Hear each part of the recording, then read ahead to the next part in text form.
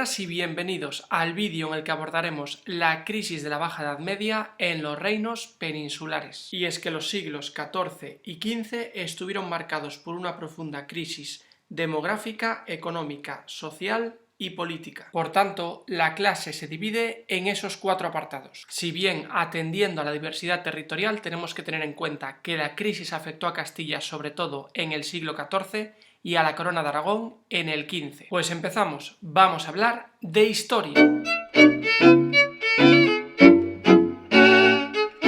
Durante los siglos XIV y XV se sucedieron una serie de malas cosechas que causaron estragos entre la población. El proceso de crisis demográfica se sucedía de la siguiente manera. En primer lugar, se producía el fenómeno al que hemos aludido anteriormente: una mala cosecha. Como consecuencia, tenía lugar una escasez de alimentos, y esto conducía a una gran mortandad, ya fuera porque parte de la población moría de hambre o porque la desnutrición les convertía en presas fáciles para las epidemias. De entre ellas, la más importante fue la llamada peste negra, que llegó a la península a mediados del siglo XIV y que en algunos territorios llegó a afectar a más de un tercio de la población.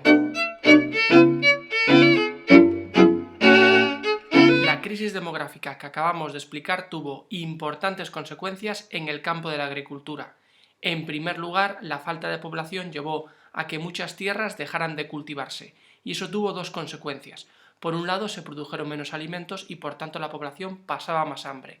Y por el otro, los grandes terratenientes, los grandes propietarios de las tierras, vieron como sus rentas, sus ganancias, disminuían. Ahora bien, en Castilla todo esto tuvo consecuencias positivas para la ganadería ovina trashumante, pues buena parte de esas tierras que quedaron sin cultivar sirvieron para pastos, lo que permitió que la ganadería ovina se convirtiera en la principal actividad económica castellana. Y de esta manera, el honrado Concejo de la Mesta, la Asociación de Grandes Ganaderos Castellanos, fundada por Alfonso X el Sabio en 1273, vio como sus privilegios y derechos se veían notablemente aumentados. Por su parte, la artesanía de las dos coronas se vio profundamente afectada por la reducción de la demanda, que fue provocada tanto por el descenso demográfico como por el empobrecimiento de la población. En último lugar, hemos de referirnos al comercio, que fue la actividad económica menos afectada por la crisis. De hecho, en Castilla el flujo comercial continuó creciendo, debido fundamentalmente a la exportación de lana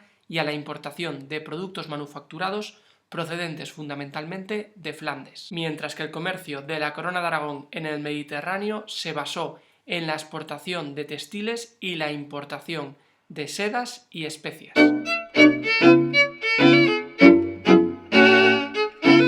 La disminución de los ingresos de la nobleza llevó a que este grupo social intensificara la explotación del campesinado. Esto se manifestó fundamentalmente en el establecimiento de nuevos y más duros derechos señoriales. Ante esto, viendo cómo empeoraba su situación, los campesinos reaccionaron, protagonizando una serie de levantamientos, de entre los que cabe destacar los siguientes: las guerras irmandiñas en Galicia y los payeses de Remensa en Cataluña. El malestar social también dio lugar a conflictos urbanos, como el de la Viga y la Busca en Barcelona, a lo que hemos de añadir el rebrote del antisemitismo, que dio lugar a múltiples prórromos tanto en Castilla como en Aragón.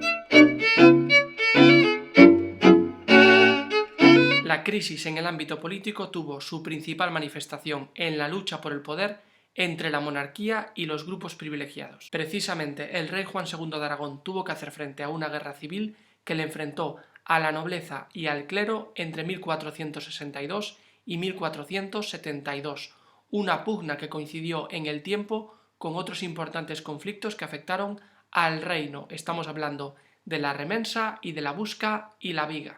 En la Corona de Castilla, como hemos visto en el vídeo anterior, también se produjo una guerra civil, en este caso en el siglo XIV, entre Pedro I y Enrique de Trastámara. A esto tendríamos que añadir ya en el siglo XV la debilidad de la monarquía durante los reinados de Juan II y Enrique IV.